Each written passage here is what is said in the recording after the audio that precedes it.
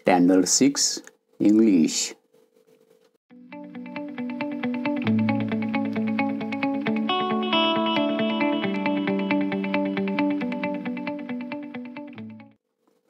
Page number 20. Story.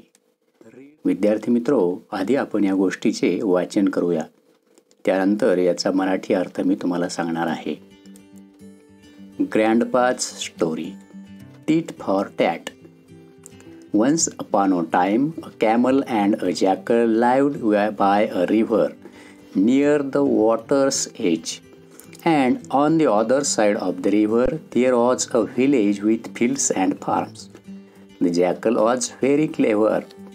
He tried to play a trick on his friend, the camel, who was happily munching away his food. The jackal began to tempt him to go for a sugarcane treat in a farmer's field. At first, the camel hesitated, but in the end he agreed to go with the jackal to raid the sugarcane field. The jackal sat on the camel's back, and the two friends crossed the river. They ate their fill in the sugarcane field. Suddenly, the jackal began to howl. "Shh," said the camel. "You will wake up the farmer." But the jackal went on howling. Sure enough, the farmer and his helpers came running to the field. The naughty jackal slipped away, but the poor camel could not do so. The farmer beat him up and drove him away. The jackal was waiting for the camel at the riverside. He said, "Sorry, brother, but I am in the habit of singing after a good dinner. I hope you didn't mind it much." The camel didn't say anything. He let the jackal sit on his back and enter the river. Near the middle of the river, the water was very deep. There the camel began to take a dip in the river. The jackal was frightened. "What are you doing, you silly fellow? Are you trying to drown me?" "No, brother," said the camel. "It's just that I am in the habit of taking a dip in the river after a good meal. I hope you don't mind." The naughty jackal learned his lesson. He never troubled the camel again.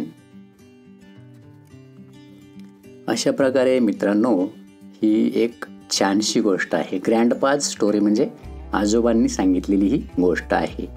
Tit for tat म्हणजे जशास तसे. Once upon a time, a camel and jackal lived by a river near the water's edge. कोणे एकेकाळी एक उंट आणि कोल्हा एका नदीच्या काठी राहत होते, आणि नदीच्या दुसऱ्या बाजूला एक खेडेगाव होते, आणि तिथं खेडेगावामध्ये शेतं होते, आणि त्या शेतांमध्ये वेगवेगळी पिकं होती. तसेच तिथं शुगर केन सुद्धा होता, म्हणजे ऊस होता. आणि हा जॅकल जो होता तो खूपच क्लेव्हर होता, हुशार होता. आणि ही tried to play a trick on his friend the camel. आणि तो नेहमी आपल्या मित्राची काय करायचा, चेष्टा करायचा कॅमलची. Who was happily munching away his food. आणि कॅमलला आनंदाने काही खात असेल त्याचं अन्न की भाग जॅकल त्याची काय करायचा, टिंगल टावाळे करायचा. आणि jackal began to tempt him to go for a sugar cane treat in farmer's field. आणि मग त्या नदीच्या पलीकडे असलेल्या शेतामध्ये ऊस खाण्यासाठी आपण जाऊ, असं तो कोल्हा त्या उंटाला म्हणायला लागला. सुरुवातीला तो उंट नाही म्हटला, परंतु कोल्ह्याने मात्र त्याला बळजबरीने कबूल केलं. मग jackal sat on the camel's back and the two friends cross the river. आणि मध्ये नदी होती. नदीमधून कोल्ह्याला जाता येणार नव्हतं, म्हणून कोल्हा त्या उंटाच्या पाठीवर बसला आणि पलीकडे ते दोघंजण नदी पार करून त्या शेतामध्ये ऊस खाण्यासाठी गेले. आणि त्यांनी काही ऊस खाल्ला. कोल्ह्याचं पोट छोटं होतं, त्यामुळे त्याचं पोट लगेच भरलं. आणि मग कोल्ह्याने कोल्हेकुई द्यायला सुरू केली. तो ओरडायला लागला. कोल्हा कसा ओरडतो तुम्हाला माहिती आहे. आणि मग ते ऐकून त्या ठिकाणी शेतकरी येतील असं उंटाने त्याला सांगितलं, पण कोल्ह्याने काय ऐकलं नाही आणि खरोखरच त्या ठिकाणी शेतकरी आले, काठ्या घेऊन आले. त्या बिचाऱ्या उंटाला मार खावा लागला. कोल्हा मात्र पळून गेला. उंटाला काही पळता आलं नाही, कारण त्याचं पोट भरलेलं नव्हतं, त्याचं मोठं पोट होतं.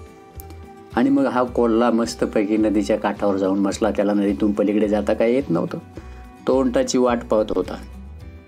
मग उंट थोड्या वेळाने मार खाऊन बिचारा आला आणि मग हा जॅकल काय म्हणतो, the jackal was waiting for the camel at the river side. नदीच्या काठावर हा कोल्हा त्याची वाट पाहत होता. ही सेड, सॉरी ब्रदर, भावा मला माफ कर, मला जेवल्यानंतर गाणं म्हणायची सवय आहे, असं तो म्हणतो. The camel didn't say anything. He let the jackal sit on his back and enter the river. Camel त्याला काहीही म्हणाला नाही आणि त्याला त्याच्या पाठीवर बसवून दिलं.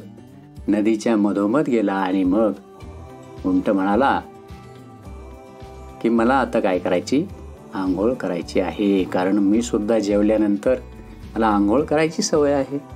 आणि मग उंट काय आला, त्या पाण्यामध्ये बसला, मध्ये नदीच्या मध्ये.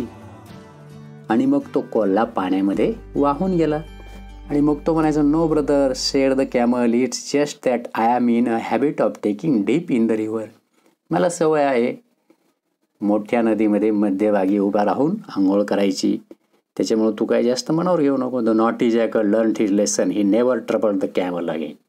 आणि मग त्या खोडकर कोल्ह्याला त्याची शिकवण मिळाली आणि त्याने त्यानंतर कधीही त्या उंटाला त्रास दिला नाही. कशी वाटली मित्रांनो ही गोष्ट? आणि ही गोष्ट तुम्हाला आवडली असेल तर या चॅनलला सबस्क्राईब करा, लाईक, कमेंट आणि शेअर करा.